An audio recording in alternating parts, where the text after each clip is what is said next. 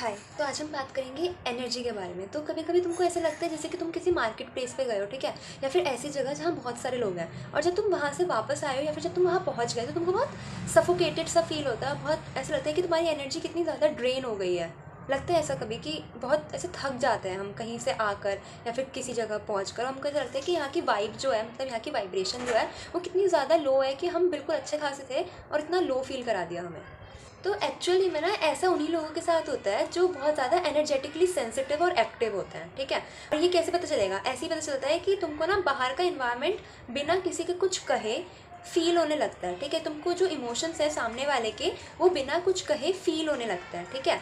और ऐसा अगर तुमने सोचा देखा होगा तो अगर कभी भी तुम्हारे साथ हुआ होगा इसका मतलब तुम एनर्जेटिकली एक्टिव हो, ठीक है। अब चाहे तो किसी एक इंसान को लेकर या किसी एक सिचुएशन को लेकर या फिर कंप्लीट तरीके से भी, ठीक है।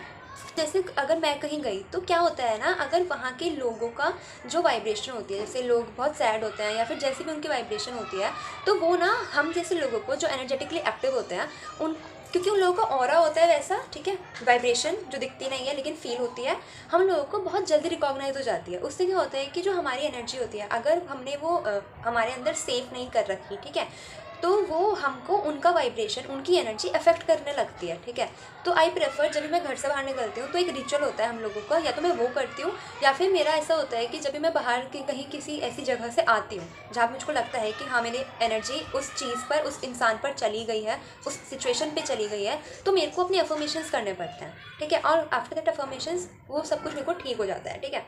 तो वो आखिर वो स्पेशल अफर्मेशंस हैं, वो अफर्मेशंस मैं आपको इस वीडियो में बताना चाहूँगी, तो ध्यान से सुनना। और अगर कभी भी आपको ऐसा लगता है तो इसको सिर्फ 7 डेज़ के लिए सोने से पहले ट्राई करना, ठीक है, और उसके बाद सो जाना, ताकि जो पूरे दिन में आपके साथ कहीं जहाँ भी आपकी एनर्जी गई है वो वापस आपके पास आ जाए। ओके, तो अब हम अफर्मेशन स्टार्ट करते हैं। मेरे पास एक अफर्मेशन डायरी है, मैं उसमें से देख देख के आपको बताऊँगी। आप इस वीडियो को या तो डाउनलोड करके आराम से सुन लेना, आइज क्लोज करके, या फिर सिंपल भी, ठीक है।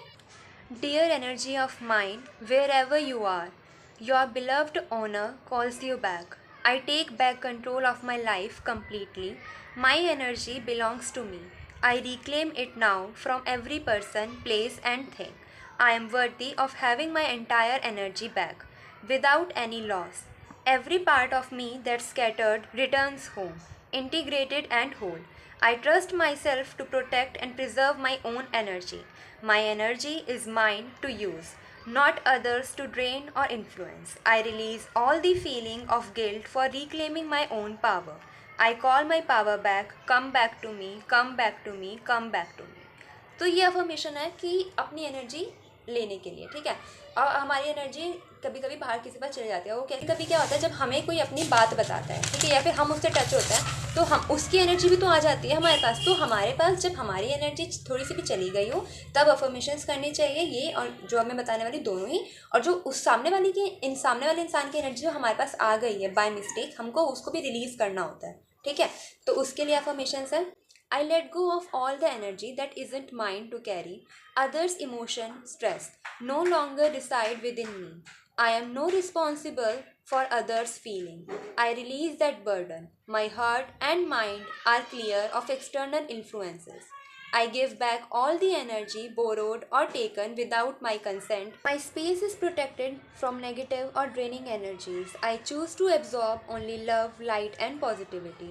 Others' drama, stress is not my energy to manage. Go back to your honor. I allow you to go back to your honor. Thank you so much. I am giving more blessings to you and your honor. Thank you, thank you, thank you.